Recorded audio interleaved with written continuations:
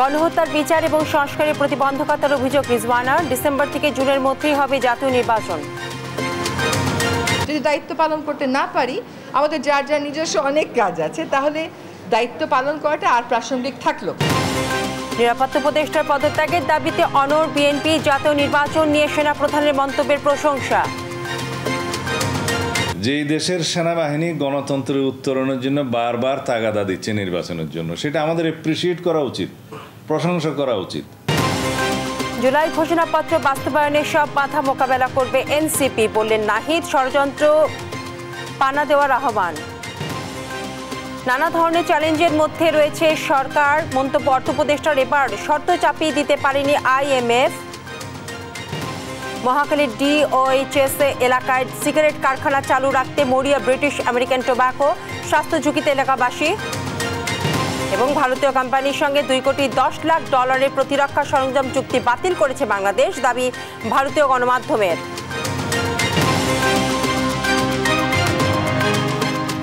আমন্ত্রণ সংবাদ রাতে, শুনছিলেন শিরোনাম, সাথে আছি বিপাশা চক্রবর্তী। আগামী জাতীয় সংসদ নির্বাচন 2025 সালের ডিসেম্বর থেকে 2026 সালের জুনের মধ্যে অনুষ্ঠিত হবে এবং এই সময়সীমার বাইরে যাওয়ার সুযোগ নেই বলে জানিয়েছেন অন্তর্বর্তী সরকারের পরিবেশ, বন ও জলবায়ু পরিবর্তন এবং পানি সম্পদ মন্ত্রণালয়ের উপদেষ্টা সৈয়দা রিজওয়ানা হাসান। শুক্রবার সকালে ঢাকা বিশ্ববিদ্যালয়ের সিনেট ভবনে তিনি একথা বলেন।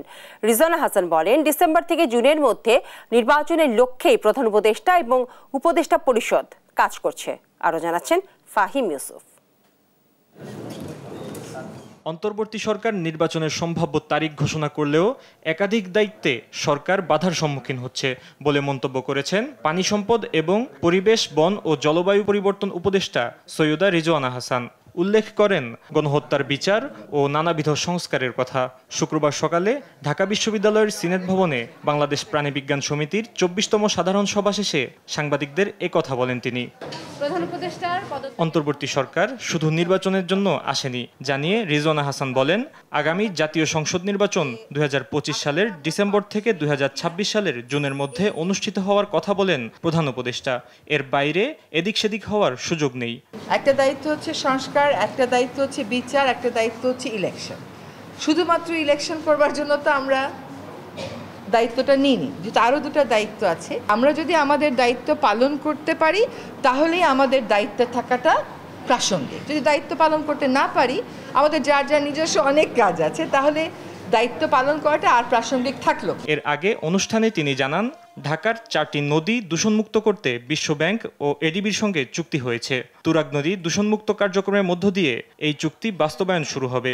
3রা জুনের মধ্যে হয়তো আমাদের একটা কর্মপরিকল্পনা অন তুরাগ ফাইনাল হবে এবং বাকি 3টা নদী বুড়িগঙ্গা, শীতলক্ষা এবং বালু, এগুলোরও কর্মপরিকল্পনা ফাইনাল করে এডিবির যে একটা মেইন রিভার রেস্টোরেশন প্ল্যান আছে তার সাথে সংযুক্ত করে দেব। এছাড়া টাঙ্গাইলের মধুপুরে থাকা গারো সম্প্রদায়ের বিরুদ্ধে বন বিভাগের করা মামলা প্রত্যাহার করা হবে। সেই সঙ্গে গারোদের ভূমি জটিলতা নিরসন করা হবে বলেও জানান এই উপদেষ্টা। বন নির্ভর গারো সম্প্রদায়কে তাদের বিরুদ্ধে বন বিভাগের যে হয়রানিমূলক মামলাগুলো আছে সেগুলো প্রত্যাহারের ঘোষণা দেব। তাদের ভূমি অধিকার সেটেল করার প্রক্রিয়াটা শুরু করব। আমরা শালবন পুনরুদ্ধার করার কাজটা শুরু করে দিয়ে আসব। আগামী 24 মে মধুপুরের সীমানা নির্ধারণের মধ্য দিয়ে বনের নির্দিষ্ট জায়গা উদ্ধার করা হবে বলেও জানান রিজওয়ানা হাসান। ফাহিম ইউসুফ, দেশ টিভি, ঢাকা। বিএনপির প্রধান উপদেষ্টার পদত্যাগ চায় না, তবে নিরাপত্তা উপদেষ্টাকে অবশ্যই পদত্যাগ করতে হবে, একথা জানিয়েছেন দলটির স্থায়ী কমিটির সদস্য সালাউদ্দিন আহমেদ। ডিসেম্বরের মধ্যে নির্বাচন নিয়ে সেনা প্রধানের মন্তব্যের প্রশংসা করেন বিএনপির এই নেতা। আরও জানাচ্ছেন নিয়াজ মোরশেদ। রাজনৈতিক অস্থিরতা, উপদেষ্টা প্রধানের পদত্যাগের গুঞ্জন, নির্বাচনী রোডম্যাপ সহ নানা ইস্যু নিয়ে শুক্রবার বিএনপির চেয়ারপারসন কার্যালয়ে সাংবাদিকদের সাথে কথা বলেন বিএনপির স্থায়ী কমিটির সদস্য সালাউদ্দিন আহমেদ। এটা চলমান থাকবে। প্রধান উপদেষ্টার পদত্যাগ বিএনপি চায় না মন্তব্য করে বলেন, যদি ডক্টর ইউনূস আবেগের বশবর্তী হয়ে পদত্যাগ করেন তবে বিকল্প খুঁজে নেবে জনগণ। তবে নিরাপত্তা উপদেষ্টার পদত্যাগকে অনড় বিএনপি। জাতীয় সংসদ নির্বাচনের জন্য ডিসেম্বরের মধ্যে, অবশ্যই ডিসেম্বরের মধ্যে জাতীয় সংসদ নির্বাচন অনুষ্ঠানের জন্য একটি স্পেসিফিক রোডম্যাপ প্রদান করা উচিত, সেই দাবি আমরা করেছি। ওনার পদত্যাগ আমরা দাবি করিনি। যদি তারপরেও তিনি মনে করেন যে দায়িত্ব পালনে তিনি অপারগ বা ইমোশনালি আবেগের বশবর্তী উনি দায়িত্ব ছেড়ে দেন, তখন রাষ্ট্র তো বসে থাকবে না, জাতি বসে থাকবে না, তাকে তো বিকল্প খুঁজে নিতেই হবে রাষ্ট্রকে। সাংবাদিকদের এক প্রশ্নের জবাবে তিনি বলেন, ডিসেম্বরের মধ্যে নির্বাচন নিয়ে সেনাপ্রধানের বক্তব্য প্রশংসনীয়। Very interesting. যেই দেশের সেনাবাহিনী গণতন্ত্রের উত্তরণের জন্য বারবার তাগাদা দিচ্ছে নির্বাচনের জন্য, সেটা আমাদের এপ্রিসিয়েট করা উচিত, প্রশংসা করা উচিত। এইখানে আমরা সেনাবাহিনীর ভূমিকাকে তো অ্যাপ্রিসিয়েট করব যে ওনারা গণতন্ত্র উত্তরণের জন্য বারবার নির্বাচনের তাগাদা দিচ্ছেন। আর অভিযোগ করেন, ছাত্র প্রতিনিধিরা প্রধান উপদেষ্টার সাথে যে কোনো সময় সাক্ষাৎ করতে পারে, আর বিএনপির জন্য অপেক্ষা করতে হয়। দেখছি যে ছাত্র প্রতিনিধিরা দেখা করতে চাইলে তারা যে কোনো সময় দেখা করতে পারেন। শুনেন, বিএনপির মতো একটা মানে লার্জেস্ট ডেমোক্রেটিক পার্টি, আমরা ওনার সাক্ষাতের জন্য সময় চাইলে 5-6 দিন অপেক্ষা করেও সময় দেওয়া হচ্ছে না। It's very interesting. যমুনা ঘেরাও করে সরকারকে যে চাপে ফেলার সংস্কৃতি তৈরি হয়েছে, তা সরকারের উপদেষ্টারাই তৈরি করেছে বলেও মন্তব্য করেন তিনি। নিয়াজ মোরশেদ, দেশ টিভি, ঢাকা। আওয়ামী লীগের আমলে যত উন্নয়ন হয়েছে তা সবার জন্য ছিল না, সেখানে গণতন্ত্রকে ভেঙে ফেলা হয়েছে, এমন মন্তব্য করেছেন বিএনপির জাতীয় স্থায়ী কমিটির সদস্য নজরুল ইসলাম খান। শুক্রবার বিকেলে বগুড়ার যুবদল, স্বেচ্ছাসেবক দল এবং ছাত্র দলের আয়োজনে শহরের একটি হোটেলে সেমিনারে অংশ নিয়ে তিনি এইসব কথা বলেন। জানান, দেশের সব স্তর মেরামতের জন্যই 31 দফা ঘোষণা করেছে বিএনপি। তরুণ সমাজকে এই নীতি প্রণয়ন প্রক্রিয়া সম্পৃক্ত করতে এই সেমিনারের আয়োজন করা হয়। এতে রাজশাহী এবং রংপুর বিভাগে 5 শতাধিক তরুণ অংশগ্রহণ করে। 15 বছর ধরে ভেঙে ফেলা প্রতিষ্ঠানগুলি মেরামতের লক্ষ্যে আমরা 31 দফা কর্মসূচি দিয়েছি। এই দেশেই উন্নয়ন হয়েছে, কিন্তু সবার জন্য হয় নাই। একটি অন্তর্ভুক্তিমূলক, বৈষম্যহীন, গণমুখী, অগ্রসরমান, উন্নয়নমুখী একটা মানবিক বাংলাদেশ গড়ে তোলার ইচ্ছা নিয়ে কাজ করে চলেছি। জুলাই ঘোষণাপত্র বাস্তবায়নের পথে যত বড় শক্তি বাধা হয়ে দাঁড়াক তা মোকাবেলা করা হবে বলে জানিয়েছেন জাতীয় নাগরিক পার্টির আহ্বায়ক নাহিদ ইসলাম। শুক্রবার রাজধানী ধানমন্ডির একটি হোটেলে জাতীয় নাগরিক পার্টির যুব উইং জাতীয় যুব শক্তি সারা দেশের সংগঠকদের নিয়ে পরিচিতি এবং সাধারণ সভায় তিনি এই কথা বলেন। দেশের সাম্প্রতিক পরিস্থিতির দিকে ইঙ্গিত দিয়ে নাহিদ ইসলাম বলেন, দেশে অস্থিতিশীল পরিস্থিতি তৈরির চেষ্টা চলছে, এর ফাঁদে পা না দিয়ে ঐক্যবদ্ধ থাকার আহ্বান জানান তিনি। তিনি আরো বলেন, জুলাইয়ের ঘোষণাপত্র শহীদ এবং আহতদের উপহার হিসেবে দিতে যুব সমাজকে এগিয়ে আসতে হবে।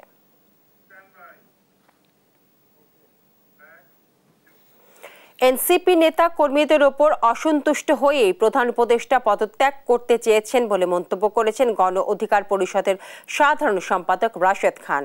বলেন, বারবার যমুনার সামনে আন্দোলন করে অন্য রাজনৈতিক দলগুলোকে পথ দেখিয়েছে এনসিপি, যার ফলে উদ্ভূত পরিস্থিতিতে মনক্ষুণ্ণ হয়ে পদত্যাগ করতে চেয়েছে প্রধান উপদেষ্টা ডক্টর মোহাম্মদ ইউনূস।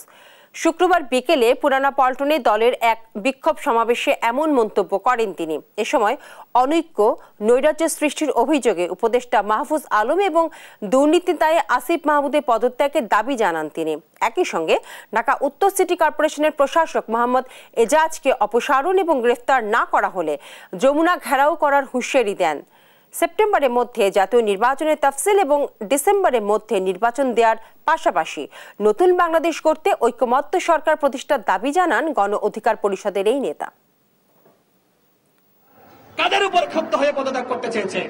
আমাদের উপরে না, তাদের উপরে, এনসিপির নেতাদের উপরে। দুর্নীতিগ্রস্ত, একই সাথে অনৈক্য সৃষ্টিকারী এই জঙ্গিবাদের যে একজন নেতাকে দায়িত্ব দেওয়া হয়েছে, এই 3 জনের পদত্যাগের দাবিতে যুব অধিকার পরিষদের ধারাবাহিক প্রোগ্রামের অংশ হিসেবে এই প্রোগ্রাম আজকে তারা আয়োজন করেছে। এই ধরনের কর্মসূচি সবসময় চলবে। অন্তর্বর্তী সরকারের অনেক ত্রুটি থাকলেও জাতীয় স্বার্থে এই সরকারকে টিকিয়ে রাখতে হবে বলে জানিয়েছেন জামায়াতের নায়েবের আমির ডক্টর সৈয়দ আব্দুল্লাহ মোহাম্মদ তাহের। শুক্রবার বিকেলে রাজধানীর ডিপ্লোমা ইঞ্জিনিয়ার্স ইনস্টিটিউশনে ঢাকাস্থ পটুয়াখালী ফোরামের প্রীতি সমাবেশে তিনি একথা বলেন। ডাক্তার তাহের বলেন, অন্তর্বর্তী সরকারের অধীনে একটি সুষ্ঠু এবং নিরপেক্ষ নির্বাচন সবার চাওয়া, এজন্য সবাইকে সহযোগিতা করতে হবে। নির্বাচনের সুস্পষ্ট রোডম্যাপ ঘোষণার দাবি জানিয়ে তিনি বলেন, রাজনৈতিক দলগুলোর বিশ্বাসের ঘাটতি দেখা যাচ্ছে। নির্বাচন এবং সংস্কার সুস্পষ্ট রোডম্যাপ ঘোষণা করলে সবার সন্দেহ সংশয় কেটে যাবে। বাংলাদেশে যে সংকট তৈরি হয়েছিল তার অন্যতম প্রধান কারণ ছিল অসুস্থ নির্বাচন জবরদখল করার শাসন। অধ্যাপক ইউনূসের নেতৃত্বেই যে ইন্টারিম গভর্নমেন্ট আছে সেই গভর্নমেন্টকে টিকে রাখতে হবে, টিকে থাকা পরিহার্য প্রয়োজন। যে আমরা একটা সুষ্ঠু নির্বাচন করতে পারবো কিনা এই কারণে কেউ কেউ পদত্যাগ করার মতো চিন্তা তার মধ্যে প্রকাশ পাচ্ছে। এই উদ্বেগ উৎকণ্ঠার জন্য শুধু প্রশাসন নয়, রাজনৈতিক দলের সহযোগিতাও তার জন্য দায়ী বলে আমরা মনে করি। অর্থ মন্ত্রণালয় ছাড়াও নানা ধরনের চ্যালেঞ্জের মধ্যে রয়েছে সরকার বলে মন্তব্য করেছেন অর্থ উপদেষ্টা সালেউদ্দিন আহমেদ। বলেন, অনেকে সমালোচনা করেন, অনর্থ বলে, তবে বিদেশিরা এসব ভালোভাবে নেয় না। আসন্ন বাজেট নিয়ে তিনি বলেন, অনেক ধরনের কর ছাড়ের কথা বলা হলেও সাধারণ মানুষের পছন্দ ঠিক করা সহজ নয়। আরো জানাচ্ছেন ইউসুফ ভুইয়া।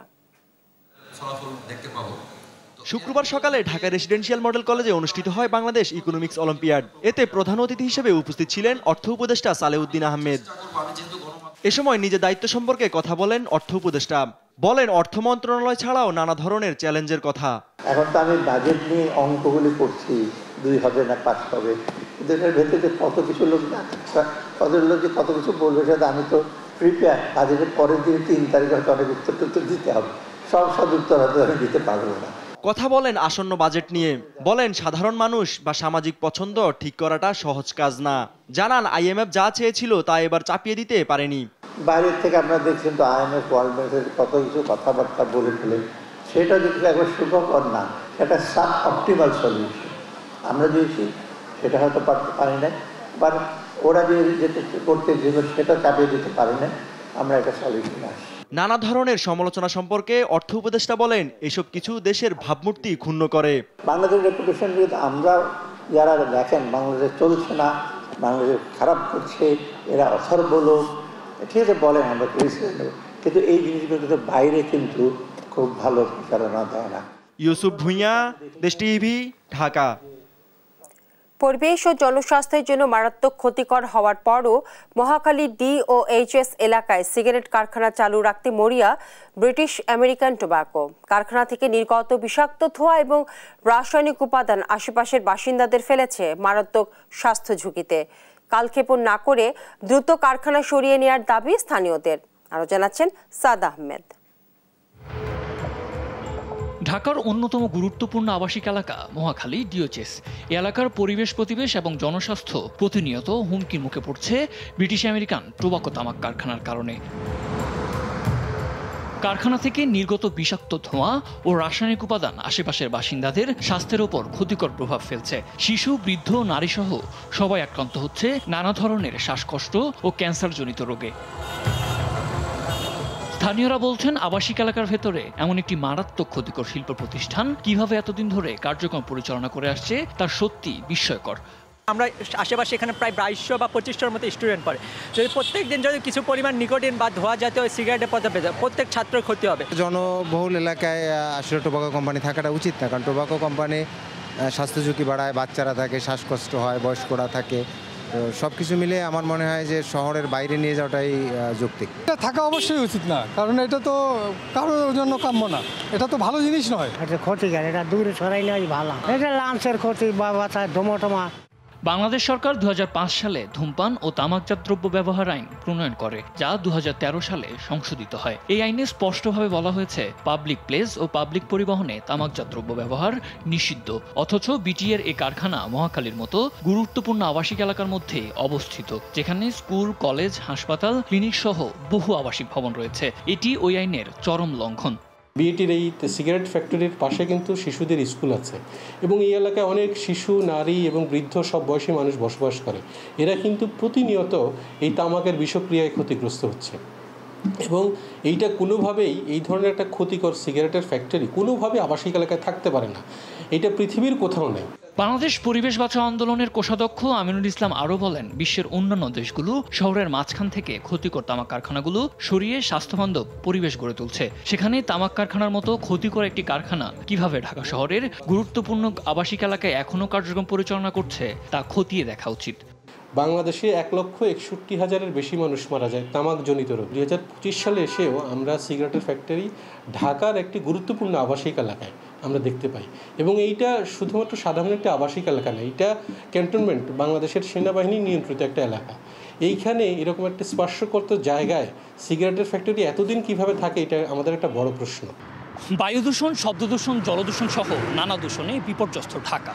তার মধ্যে মরার উপর খাড়ার ঘা মহাখালীর এই বহুজাতিক প্রতিষ্ঠান ব্রিটিশ আমেরিকান টোবাকো। বাতাসে তামাকের উৎকট গন্ধ, সেই সঙ্গে তামাক গুঁড়ো ছড়িয়ে পড়ায় পুরো এরিয়ার স্থানীয় বাসিন্দারা রয়েছেন মারাত্মক স্বাস্থ্য ঝুঁকিতে। তারা বলছেন কালক্ষেপণ না করে দ্রুত সময়ের মধ্যে এই কারখানা সরিয়ে নিতে হবে। এটাই এখন তাদের সময়ের দাবি। সাদ আহমেদ, দেশ টিভি, ঢাকা।